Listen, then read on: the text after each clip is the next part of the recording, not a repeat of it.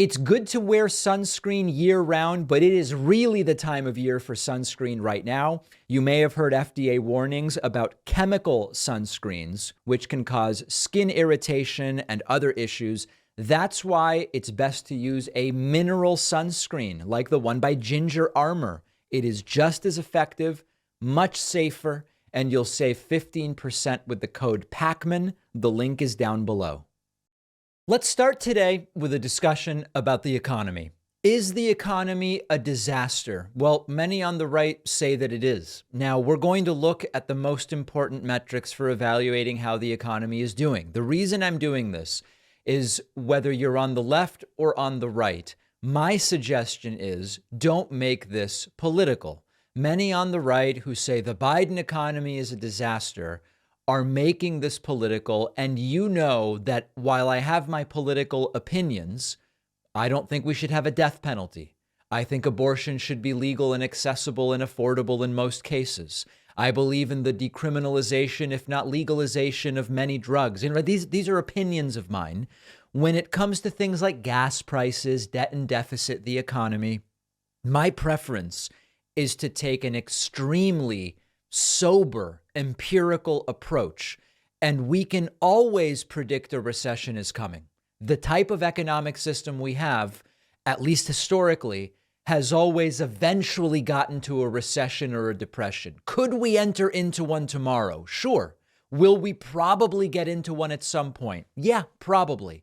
But when people come to you, maybe with tears in their eyes, and then they say the Biden economy is a disaster, I would challenge you to say to them, which underlying metric tells us that? Let's look at the most important ones.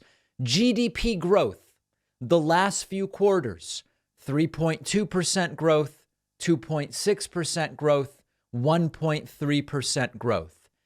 Very unremarkable, not mind-blowingly explosive the way we saw during the immediate COVID recovery, and not problematic. Right? I mean, you zoom out and you see GDP growth has been in this relatively tight range, big decline for COVID, big recovery in that quarter after the big decline, and then just fine GDP growth numbers. So we say, is GDP indicative of an economic problem? No, it is not. We then go to the unemployment rate, one of the lowest unemployment rates we've had. The chart on the screen goes back before 1950. Looks like it starts around 1948. And we see periods where unemployment has been down in the 3% range, a period in the early 50s, a period in the late 60s, touching the very high threes around the year 2000, the dot-com boom, and then spiking right when COVID hit. And we are now down to 3.6% unemployment, one of the lowest unemployment rates in history. So we say, well, the picture painted by GDP and unemployment certainly is not indicative of an economic crisis as of today. We then look at the inflation rate. But David, sir, everything is so expensive because of the Biden inflation. Well, if you actually look, that inflationary period started well before Biden. It has been historically higher than we saw during the period starting in the mid-90s. But inflation has now declined to just below, right around 5%, exactly where I predicted we would be towards the end of the summer. I said somewhere between 4 and 5%. It seems like we will be there. This is not hugely shocking if you've been following the trend line. And you see that while we still have higher inflation than we've had, you have to go back to around 2010, we had a little bit of a spike in inflation. And then you look at around 1990, and then certainly in the mid 70s, very high inflation, World War II era. Okay, inflation has been higher. It's coming down. So now we build the picture. GDP, unemployment, inflation. It doesn't look like a crisis. We then look at the Consumer Confidence Index. Now, this is an opinion-based index, admittedly, and you do see that when we were in the thick of COVID, consumer confidence declined significantly. It is important to look at the y-axis here and see that it goes from 96 to 102. This is a relatively tight range. It is absolutely true that right before the dot-com bust, consumer confidence was very high. And then in the midst of the 2008-2009 recession, consumer confidence was low. It got very low during COVID, and it has now recovered to a level that we saw around 2012 and to a level we saw during the recovery from 2008 and in the early 90s. So consumer confidence has been low, but it is climbing. Well, what about stock market performance, David? Let's look at that. S&P 500, 4% one-year return. Not amazing, but certainly not a crisis. Year to date, 11% return from the S&P 500. The 3-year is now a 10% annualized return. Very, very healthy. You look at 5-year, 9% return, and 10-year, 10% return. The stock market is basically fine. Yes, we see these erratic up and down days sporadically. That's something that's been part of the stock market. So we're not finding any red flags. Well, maybe unemployment is low and GDP is okay and consumer confidence is increasing and the stock market is doing fine. But what about wages? Well, we look at the federal wage growth tracker, and you see that wage growth sustained now starting about a year and a quarter ago has been at some of the highest levels that we've seen dating all the way back to 1980. Wage growth. But these are crappy jobs. Well, wages are going up and you actually see very nice wage growth. So the fine, we have many jobs, but they are crap. Wage growth seems to be doing okay. We then look at the balance of trade and you see that we still have a trade deficit, but after bottoming out a couple years ago, the trade deficit has been reduced. It's really important to understand. If you look at this chart, you'll see that we've had trade deficits dating all the way back to the mid-70s. We have had trade deficits in the United States since 1976 because we have become a country that imports a ton of oil and consumer products. Okay? The trade balance is not particularly shocking if you understand the American economy. And then lastly, well, what about interest rates? Yes, we are seeing an increase in interest rates. This is making mortgages more expensive. This is also making it so that you can get 5% in a high yield savings account, which is pretty damn attractive, I will tell you. What you have to understand about interest rates, and we have a chart up on the screen where you see extremely high interest rates in the early 80s, and then you see extremely low interest rates, almost zero, from about 2008 up until about 2016. Interest rates in the US reached their highest level in 1981, and you can see it on the chart because the Fed raised rates to combat soaring inflation and to try to stabilize the economy. That's the story of high interest rates in 81. Since then, we've seen interest rates basically decline for 40 years, all the way down to essentially zero levels in 2010 after the global financial crisis. Again in 2020, they dropped back to zero after the COVID pandemic. And now interest rates are going back up to a level that we saw in 2006, still below where we saw right before 9/11. Well below what we had in the late 80s. So there is really no big dramatic story on interest rates as well. So I continue to recommend when these economy doom and gloomers come to you and they start telling you these stories about the Biden economy, the first thing to say is, listen, the less regulated the version of capitalism we have, the more endemic to the system booms and busts will be. There may well be a recession or a depression coming, but what current indicator is suggestive of that? Now, the one I didn't mention, which they might go to, is labor participation rate. The population of the country continues to go up. And so it is true that at most times there are more people than ever working and more people than ever not working. It is not a particularly reliable indicator of economic health, and that's why I didn't even include it. Ask them for the facts. Show them the receipts. Mike Pence is running for president, one of the most electric and inspiring candidates. No, that's not true. That's actually very much untrue. Mike Pence, this is a weird 2024 Republican primary already. Mike Pence also spoke at the Iowa Roast and Ride, and it is actually stunning how Mike Pence is embroiled in a battle with Ron DeSantis for who could possibly be the least charismatic candidate so far. Here is Pence in a speech no one understood nor cared about. It is great to be back at the Roast and Ride. I rode and I roasted on the ride. Wow. Would you join? Just absolutely electric delivery, as you can see there.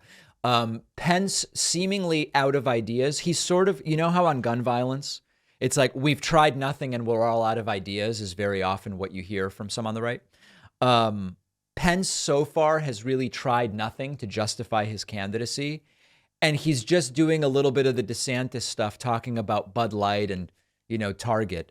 I don't think that this is, if DeSantis can't win with this stuff, I don't know that Pence can win with the exact same stuff. We also have to stand up for American families. Okay. The truth of the matter is we stand here today. Yeah. The radical left has been assaulting our values and assaulting our families almost as never before. Well, talk to me about how that's going to get me a better paying job or more job security, Mike. Oh, right, it won't. It's the same nonsense DeSantis is peddling. But the great thing I've seen traveling across this country is that the American people are onto it. Are they? Just ask Bud Light,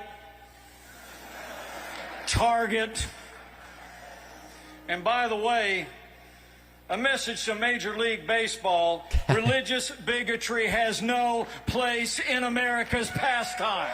You can tell he really means it because he's moving his hands.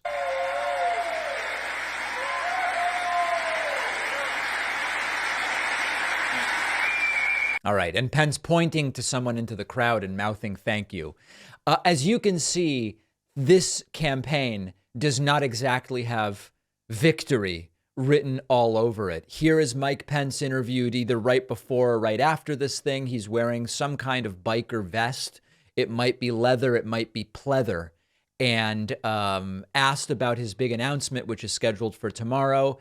And if anybody was worried that Mike Pence's announcement might not be blessed by God, he has been praying about it, he notifies us. If we ride 50 miles into the state fairgrounds, yes. If that doesn't say I'm running for president, I don't know what is. Are you ready to make it official?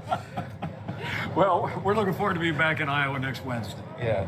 Karen and I spent a lot of time over the last 2 years reflecting and frankly praying about where we might... The same God that told George W. Bush to go into Iraq when he prayed is apparently advising the Pences.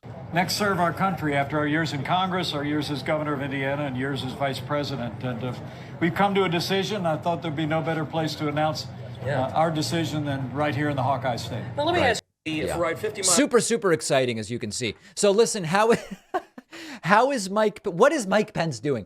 How is Mike Pence doing in this race? The latest polling has Mike Pence at an anemic 3.8%.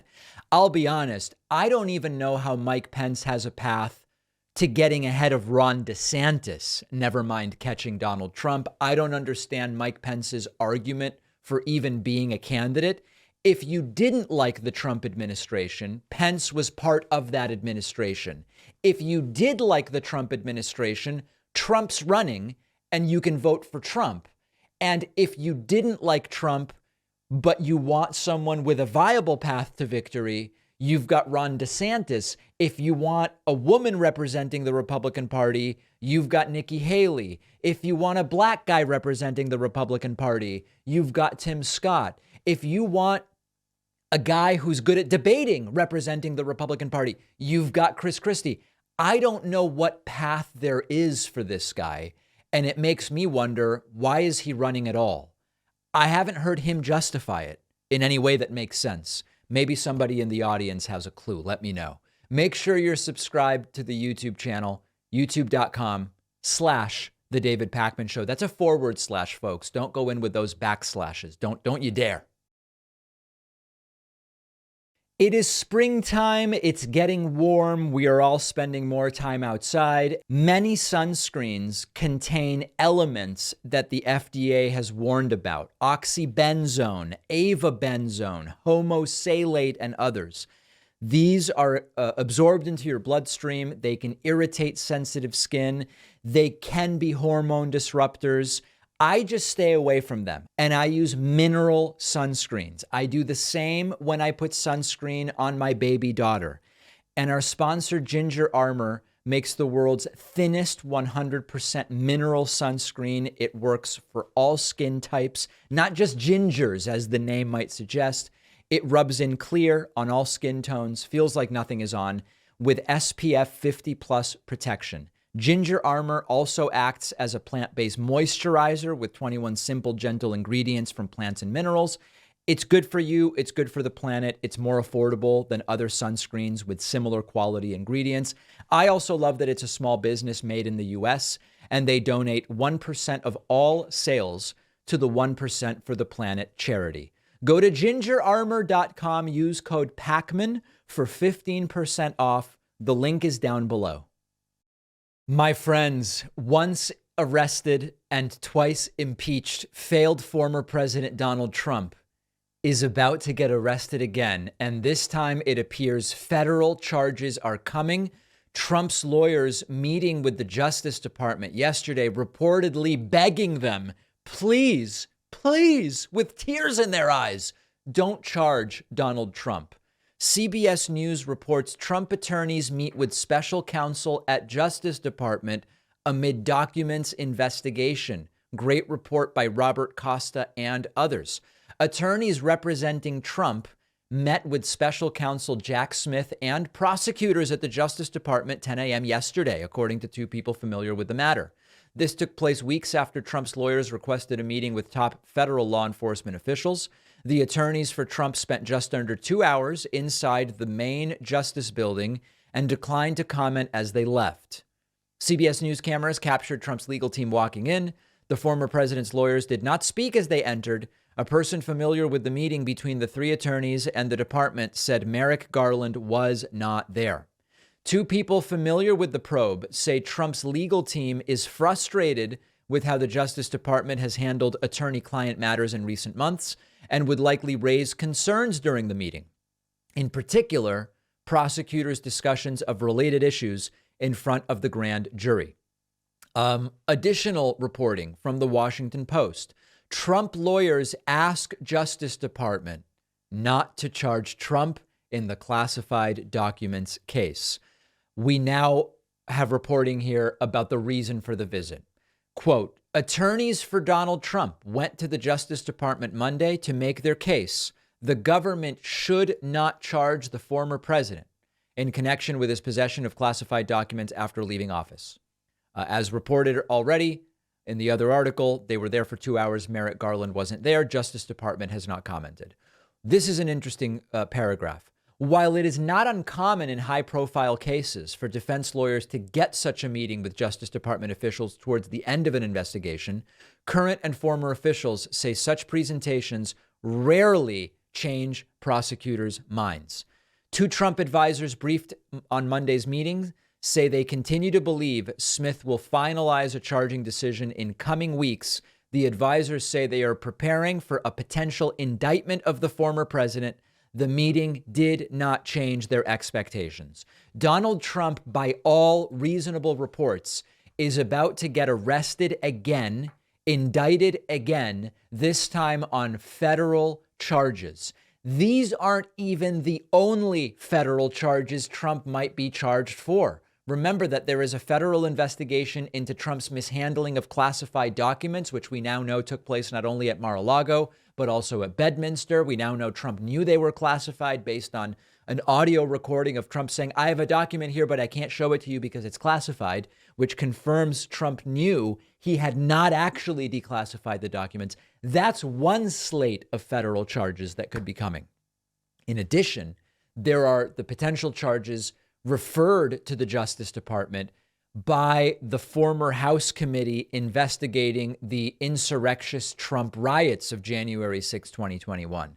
That could lead to charges. And in addition to that, Fani Willis in Georgia will be making a charging decision on state-level charges against Trump sometime between July and September, when the next grand jury is reconvened and those decisions are going to be made. We could see one 2 or even 3 additional arrests of the once arrested, twice impeached former president just over the summer. The question we are all now asking is whether this will impact Trump's campaign for the Republican candidacy, and who of the other people running for the Republican candidacy or the Republican nomination stand to benefit the most. It seems it's DeSantis because he's the only one in double digits at this point in terms of the polling, but we'll look at that a little more deeply probably Thursday, if not Friday. In the meantime, Trump's reaction to news that he will likely be arrested, completely and totally unhinged. It appears as though Donald Trump was notified by his lawyers yesterday after their meeting with the Justice Department that he will almost certainly be getting arrested and charged federally. Donald Trump immediately took to his social media platform, Truth Social, where he ranted about how other presidents haven't been arrested or indicted, I guess for the crimes Trump may have committed. You've got to see this. Mostly with caps lock engaged. Donald Trump posting after his lawyers gave him the bad news, quote, "How can DOJ possibly charge me who did nothing wrong when no other presidents were charged?" There's an apostrophe on presidents. We don't know why. That's a totally woke apostrophe. We're not going to do the woke grammar in Florida, where if you do the apostrophe when you actually don't mean possessive, you mean plural. We're just not going to do it. Teachers won't be allowed. We'll fire them right away. Okay. When no other presidents were charged, when Joe Biden won't be charged for anything, including the fact that he has 850 boxes, much of it classified, and some dating back to his Senate day when even Democrat senators are shocked. Also, President Clinton had documents and won in court. Crooked Hillary deleted 33,000 emails, many classified, and wasn't even close to being charged. Only Trump, the greatest witch hunt of all time.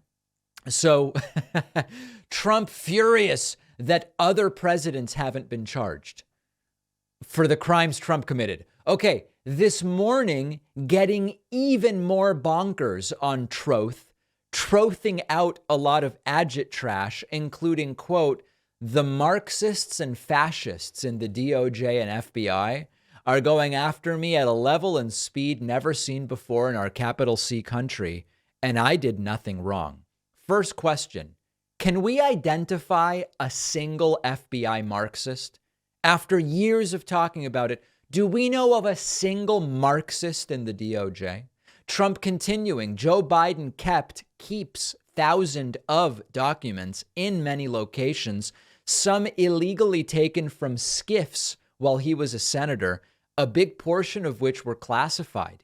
He didn't want to give them back and still doesn't. Nothing happens to him with same reasonable prosecutor who correctly exonerated Mike Pence.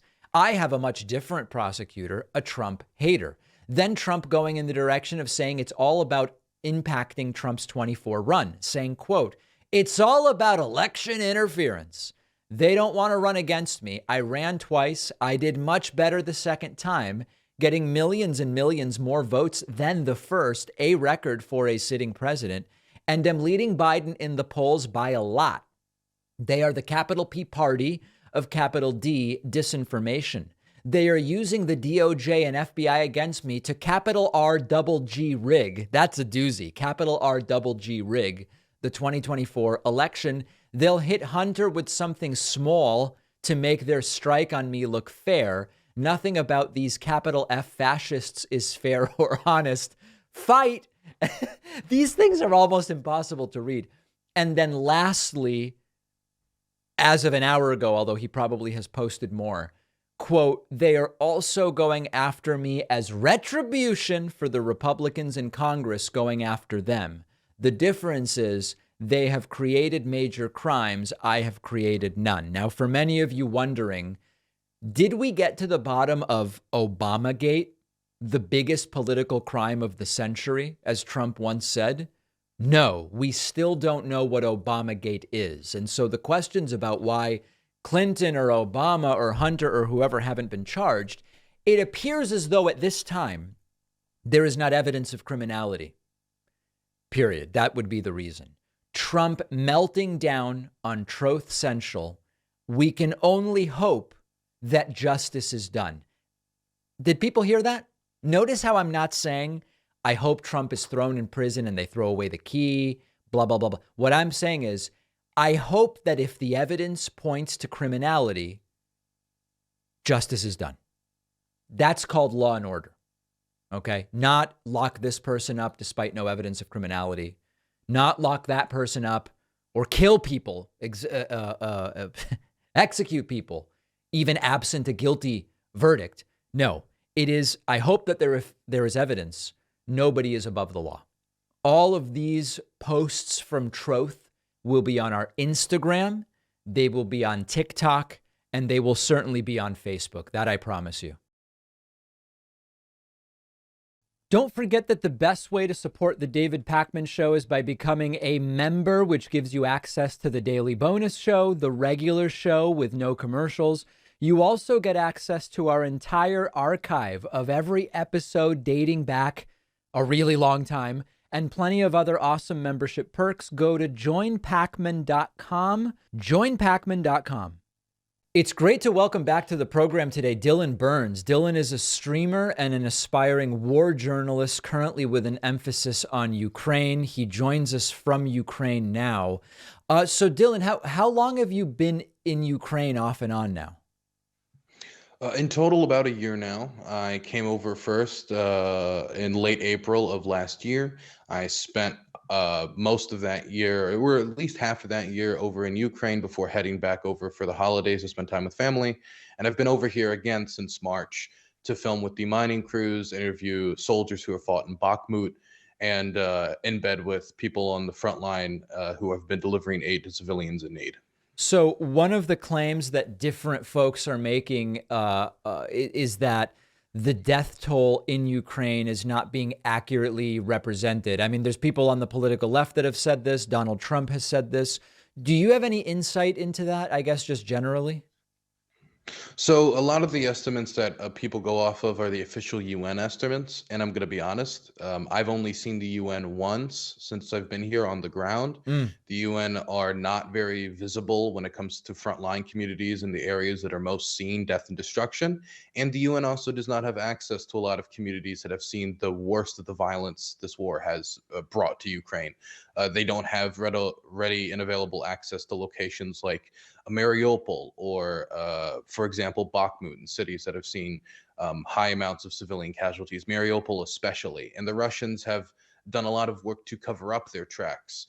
People saw as they evacuated Kiev how the soldiers were trying to burn bodies in order to cover up exactly what happened and the torture and the summary executions that were going on in their quote-unquote cleansing operation. That's the word they used in private communications to describe what they were doing in the Kiev Oblast, not the word I used. So I do think that the death toll is horribly underestimated. By how much, I don't know.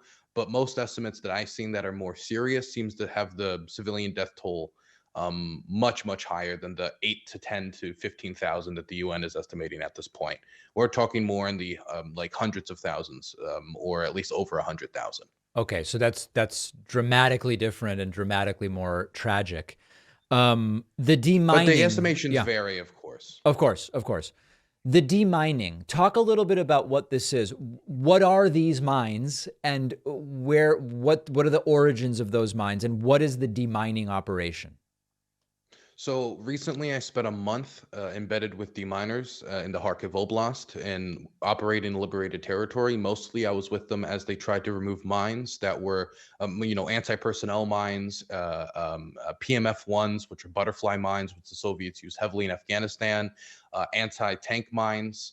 The PMF-1s are notorious in the way that they don't really look like a normal mine. They actually look kind of like a toy. And so in Afghanistan, Afghan children used to be known to pick them up thinking they were a toy before losing their entire arm, losing their leg. And they're scattered over a lot of civilian areas in this war. And they have been scattered both in Russian-occupied territory and in territory that's controlled by the Ukrainian government. And in the time that I spent with those deminers in the Kharkiv Oblast, not only did deminers in our area die, but also civilians died in our area from these mines. And it was only around one specific small city in the Kharkiv Oblast. And this is happening all over territories that were occupied by the Russians. Anywhere that is liberated has to be meticulously cleared by deminers afterwards. But the amount of explosives that we're working with, we're talking about 70 to 100 years of demining work post-war. The 70-year estimate, by the way, I was told 4 months ago if the war stopped immediately. Wow. So it's probably worse than current estimates. Once this is all over, it'll probably be much worse And because are more these mines are currently mines, being laid. are they more in rural areas where they can be hidden, or in what sorts of places are they? They're in all types of locations. They're in a lot of farms and farm fields. Right. They place a lot of anti-tank mines there because the Russians were scared that there would be a counteroffensive that could punch through those fields. There's a lot of anti-personnel mines in the forest that I've been in. Again, I was filming near power lines that needed to be restored so they could bring power to local communities. And I saw Mon 50 mines, which are basically like American claymores. I saw PMF-1s in densely populated communities. And as we were driving by with these deminers through these villages and doing work, on many occasions, civilians would run out to the demining crews and almost beg them to come to their homes and remove the mines that are literally in their backyard. And we're talking anti-personnel, anti-tank, many of which are booby trapped, so civilians and deminers have a much harder time removing them. And What is due the to process scale, for removing such a mine? For removing such a mine? it depends on the mine. If it's an anti-personnel mine like a Mont 50, I did record much of the process and actually uploaded it on Twitter if people wanted to go check it out. Usually you have to, for example, a Mon 50, every mine's different. You have to identify where the tripwire is. You need to cut the tripwire before going to the detonator and removing the detonator. But the problem is that's supposed to be the official process. That's how you're supposed to do it. But many of these mines are booby trapped so that when you go through this official process, if you don't notice the other tripwires or the other mines that are attached to it, it can go off and kill the demining crew. When I was in the Kharkiv Oblast, we actually lost some SESU workers, emergency service workers, to anti-tank mines that were booby trapped. There was one anti-tank mine, but under it, there were 4 other anti-tank mines, creating an incredible explosion that killed some of our guys over there. What's the radius at which these things are dangerous? It depends on the mine. If we're talking like a butterfly mine, it's only going to be maybe 10, 15 feet. But if we're talking anti-tank mines, it's going to be much greater distance, which can injure and maim and kill a lot more people. Wow. And how many mines are put together. Right. Because again, it was 5 anti-tank mines. So that can kill a lot of people. There are social media videos that are released, and I don't know what point people are trying to make with some of these videos, but I've just seen the videos, and the videos are of almost like idyllic coffee shop scenes in different parts of Ukraine. And I don't know if the argument that's trying to be made is lots of people are ignoring what's going on and just going about their lives, or certain parts of the country are completely safe and this is only affecting part of the country. Can you talk a little bit about whether this dichotomy does exist and whether there are parts where it is just business as usual, hipster coffee shops and flat whites? Sure. So most of these videos originate in Kiev. I've seen a lot of them where it's like, oh, here is like a coffee shop in Kiev or a club in Kiev. Yeah. And if you would compare what it's like to be in Kiev, for example, Bakhmut, obviously the living standards are going to be much different. It's not on directly to frontline. They cannot be shelled directly by Russian artillery, which was a major contributor to a lot of civilian casualties in Kharkiv. When the Russian artillery guns were in front of Kharkiv, they constantly shelled the city. In my opinion, I think it was a deliberate act of revenge due to the fact that they couldn't take the city, and they took a lot of casualties trying to take the city. And so when those artillery guns are pushed back, that does save a lot of civilian lives. But most, if not all of Ukraine is in range of Russian cruise missiles, the S-300 missiles that they kind of retrofit to be used as just like rockets to like lob them at the city. They're not terribly accurate, but the point isn't to be accurate. The point is to whittle down Ukraine's air defense. The point, and in my opinion, is to terrorize the civilian population. And even though I'm in the supposedly tranquil Kiev, in fact, I'm even in a more tranquil part of Kiev because I'm not in the city itself. I'm in the countryside. But last week, live on stream, a missile passed a few hundred feet over our home. Wow. And it was caught on stream. I had to end stream because of it. So every part of Ukraine could be hypothetically bombed by the Russians at any time. And that's why I think air defense is so important to protect civilian lives. And I can tell you, since the Patriot air defense has been here in the Kiev Oblast, it has been busy. Can you talk about, you had a situation where a Russian drone spotted you. Can you talk about that? Sure. During my last trip while I was here, my first frontline in bed, I was going to hang out with the Zaporozhye Territorial Defense as they went to the forward operating position. That means the last position until the Russians. It was about 1 to maybe 1.5 miles from the Russians, the forward operating position we were going to. I was going there in what was the equivalent of a soccer mom van painted green that was constantly breaking down. But that's, of course, due to the fact this territorial defense, they're local defenders, and they don't have a lot of times the best equipment. As much as you always see like the tanks and everything in the foreign media, much of that equipment has still yet to arrive in Ukraine, and much of that equipment is being used by is being stored in their waiting to use it in the counteroffensive. And so not everybody has the best equipment. And the situation has improved since I've been with them, and I did this as well. But on the way to the front line, we were told that the position was getting shelled, so we had to get out of the van and we just kind of hanged out on the side of the road. And then I heard this like weird buzzing sound, like 30 minutes in, just kind of waiting on the side of the road, like your phone vibrates, or maybe like a small swarm of bees.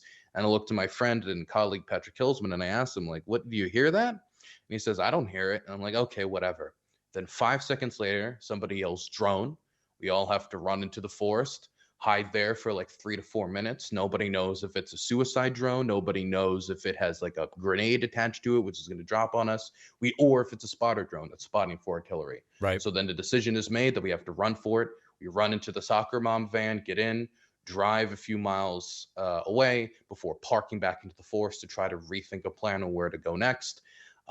After 15 minutes, my friend Patrick Hillsman is adamant that the artillery we heard in the distance was our former position getting shelled. Wow. I never confirmed it, but he's adamant that that's what happened.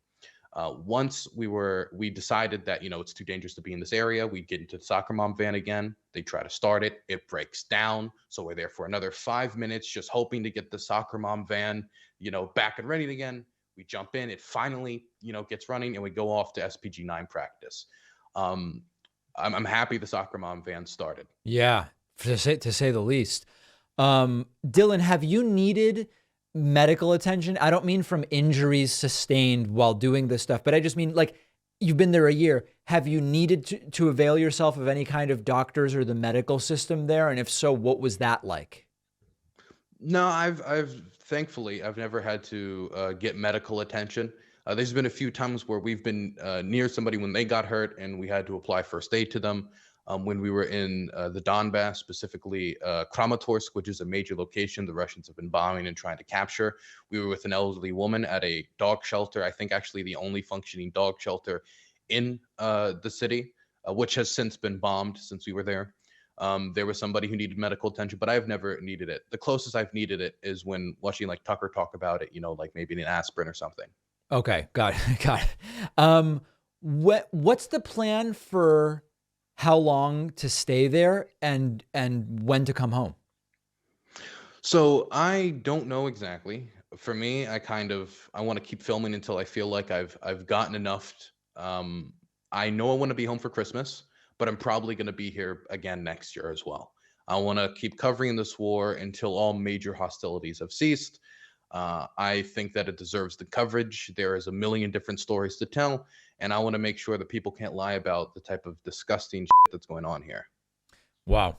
Dylan Burns in Ukraine streaming. Oh, by the way, the streams, are they at 6 p.m. Eastern, but you're there? So like, are you streaming in the middle of the night Ukraine time? Is that what's going on? I'm streaming from 1 a.m. to late streams. And why that schedule? But I want to concentrate on making sure that this message gets to an American audience, because as much as I do have Ukrainian viewers, and my Ukrainian audience has certainly grown since I've been covering here. Yeah. I don't need to tell Ukrainians that their country is being torn apart. Right. I don't need to tell Ukrainians or explain to them the importance of air defense. They understand it. They understand it better than anybody else in the world. Sure. If there's any audience that needs this message, it's the American public, who are constantly being lied to about either the war is not as serious as they say, or the war crimes aren't as bad as it is, or it's not really that important, or or for example, Tucker Carlson lying about the 7-to-1 numbers for every one Ukrainian. For every one Russian that dies, 7 Ukrainians in the military died. That's the audience I want to aim at, because that's the audience that is being lied to, because the Russians want to undercut American support in America for Ukraine, so they can trample across the country, loot, pillage, and conquer it. Dylan, really appreciate the work you're doing, and stay safe, and let's talk again. Thank you very much. You have a fantastic day. If you value what we do at The David Pakman Show, remember to support us on Patreon. Go to patreon.com/David Pakman Show, where you can get access to behind the scenes videos, the daily bonus show, the commercial-free daily show, as well as special discounts on merch, including hats, hoodies, mugs, and t-shirts. You can support the show for as little as $2 a month.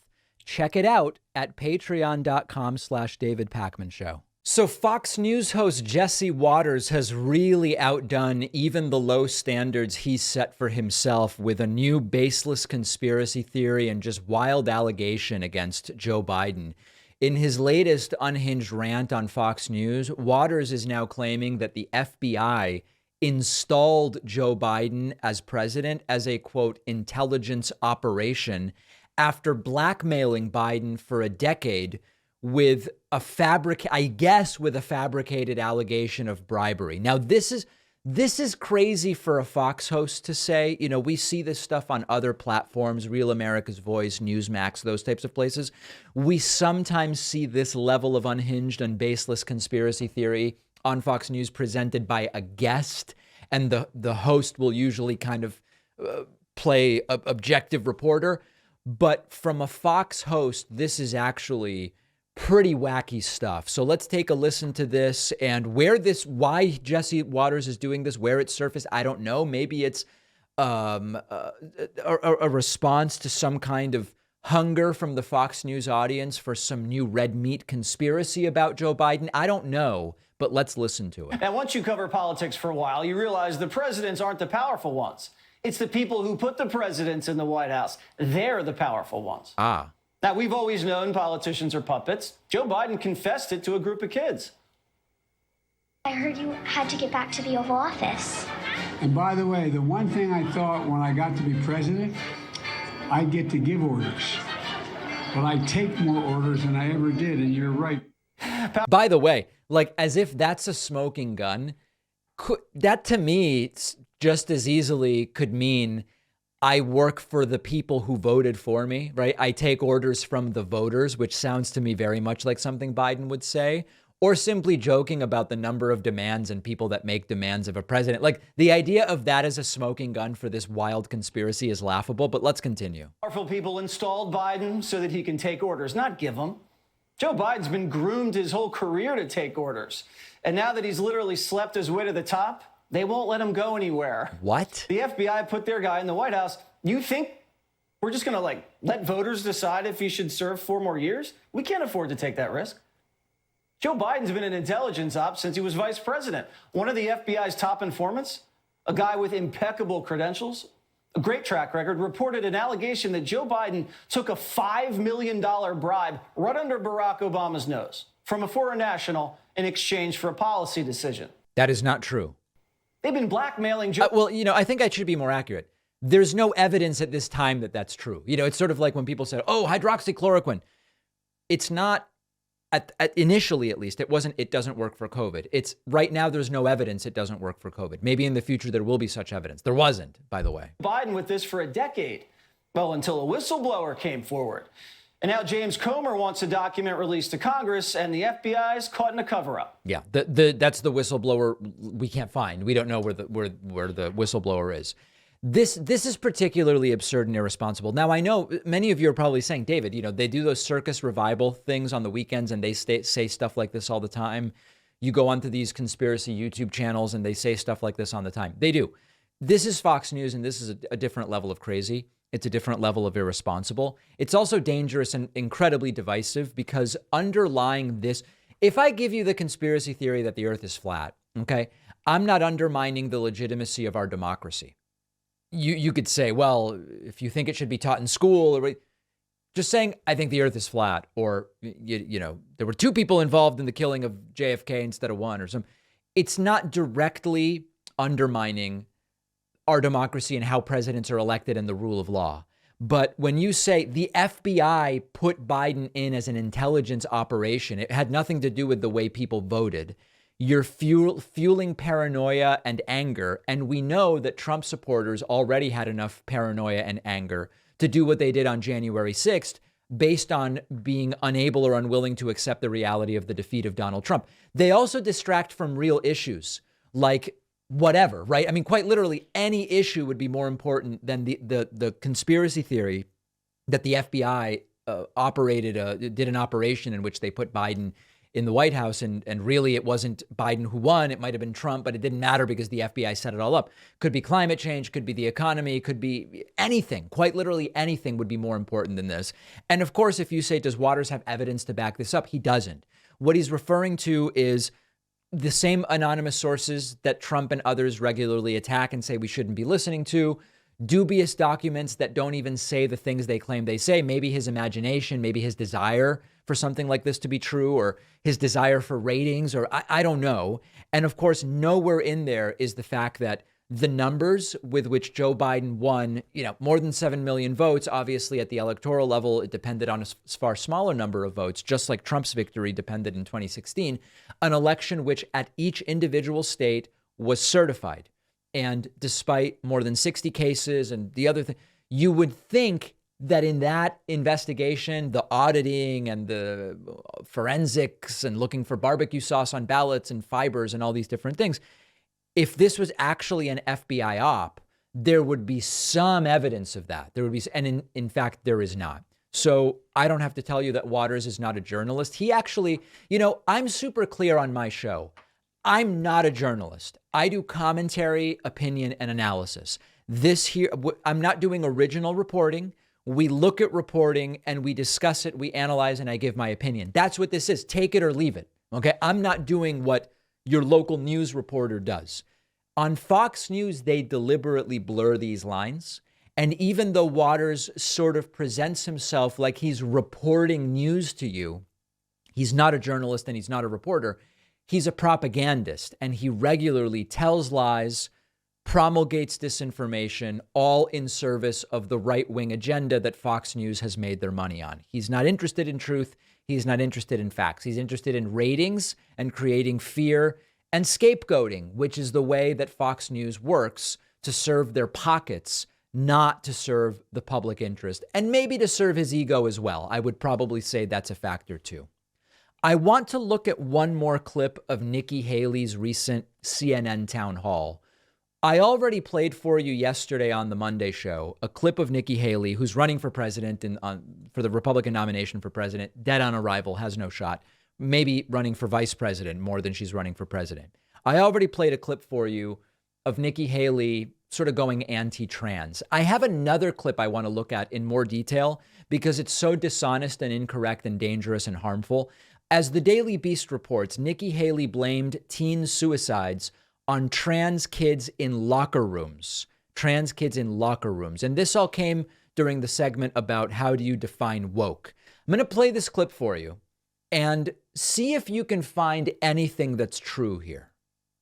Take a listen. We want to start with biological boys playing in girls' sports. That's one thing. The fact that we have gender pronoun classes in the military now. I mean, all of these things that are pushing what a small minority want on the majority of Americans, it's too much. It's too much. I mean, the idea that we have biological boys playing in girls' sports, it is the women's issue of our time. What? My daughter ran track in high school. I don't even know how I would have that conversation with her. How are we supposed to get our girls used to the fact that biological boys are in their locker rooms? What? And then we wonder why a third of our teenage girls seriously contemplated suicide last year? We should be growing strong girls, confident girls. What? We shouldn't be surprised about the level of suicidal ideation and attempts among teen girls when we see biological boys in the locker rooms. Now, It's hard to find a more dishonest, incorrect, and harmful thing to be said. Now, before we even delve into the suicidal ideation component of this, someone wrote to me the other day with a really good point, and this isn't about stereotyping trans people. This is just sort of like a reality.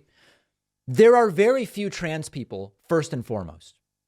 And then you say, okay, when we go further, how many trans youth are there playing sports? Obviously there are, but it is a very small percentage of trans youth, which is a very small percentage of trans people, which is a very small percentage of the population. It doesn't mean this doesn't exist. It doesn't mean we don't need to deal with it with empathy and empiricism and all of the things I advocate for. But the idea that this is the issue of our time is just laughable. Now let's go on to the data.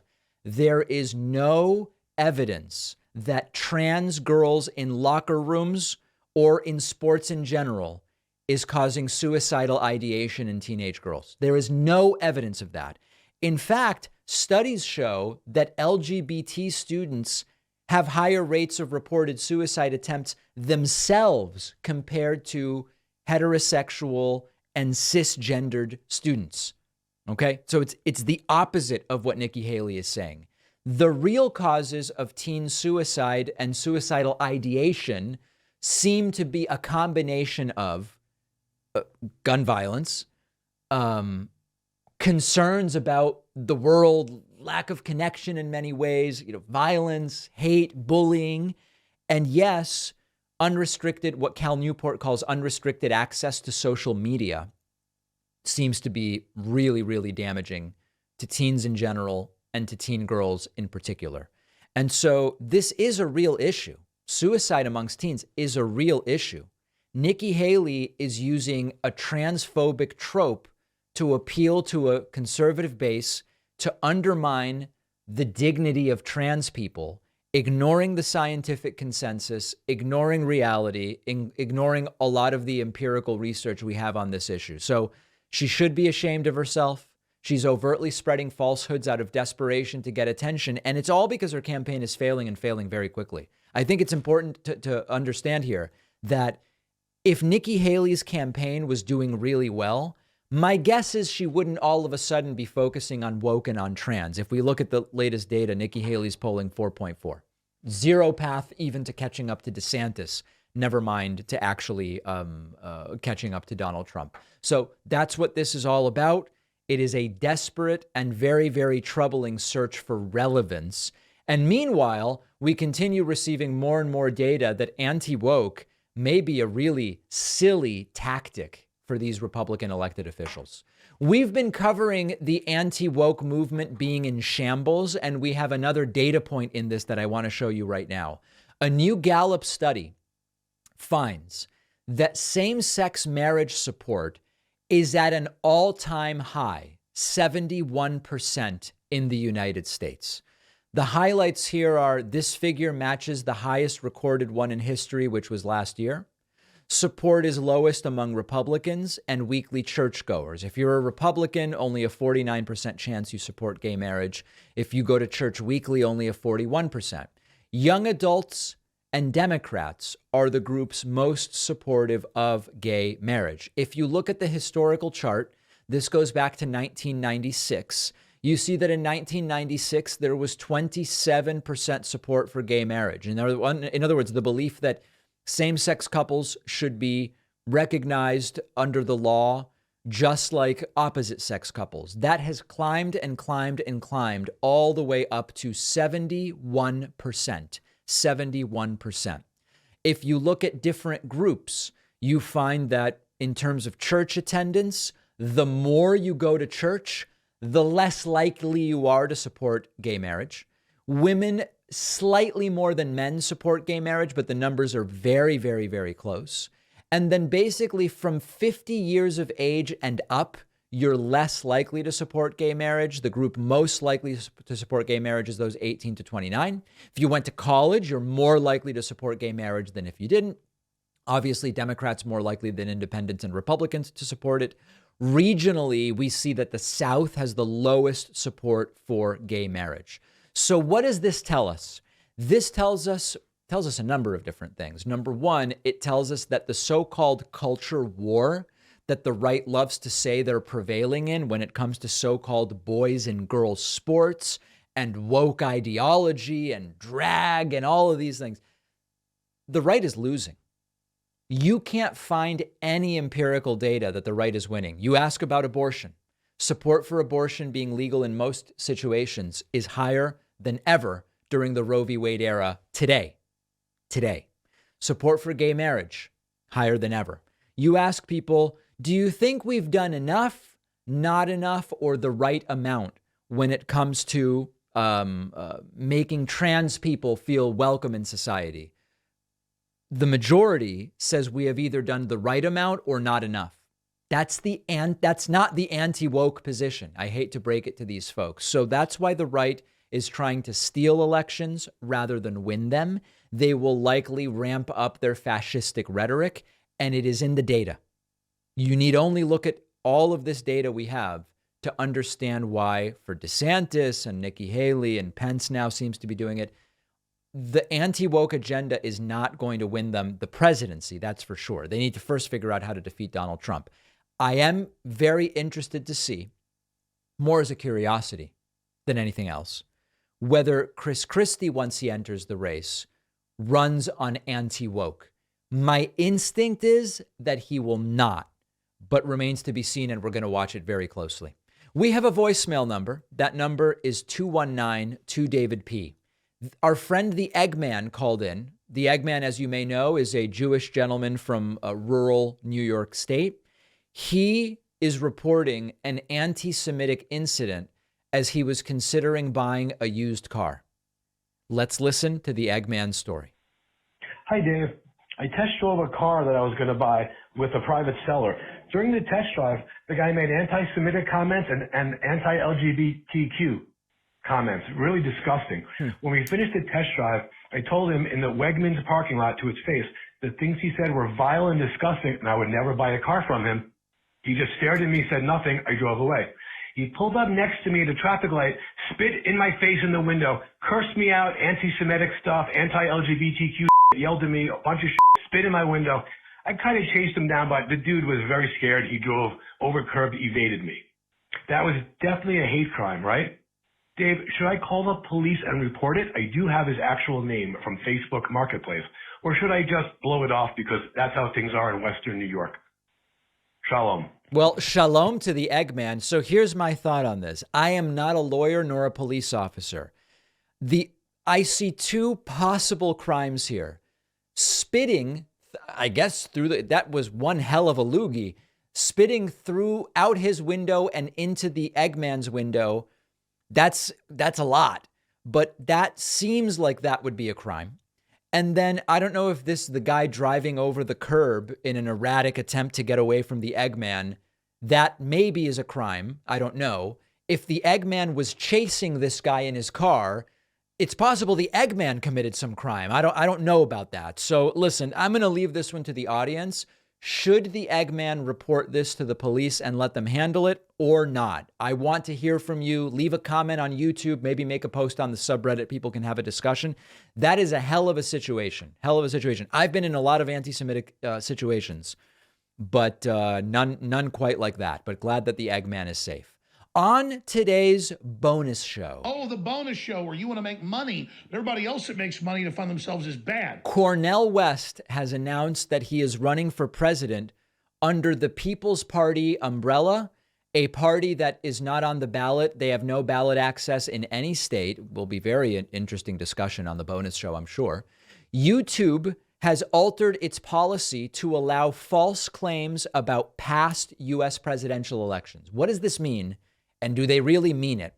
And lastly, Robert Hansen, arguably the most damaging FBI spy in history, has been found dead in his prison cell. I know quite a bit about Robert Hansen. We actually interviewed on this program the FBI agent who was tasked with catching Robert Hansen, played by Ryan Phillippe eventually in the movie adaptation of that story. A very interesting situation, an incredible story, and we will discuss it on today's bonus show. Sign up at joinpacman.com.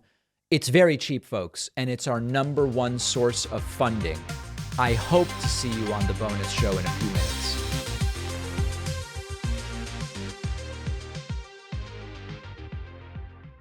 Thanks a lot for watching today's show. I just want to take a second to tell you about today's sponsors.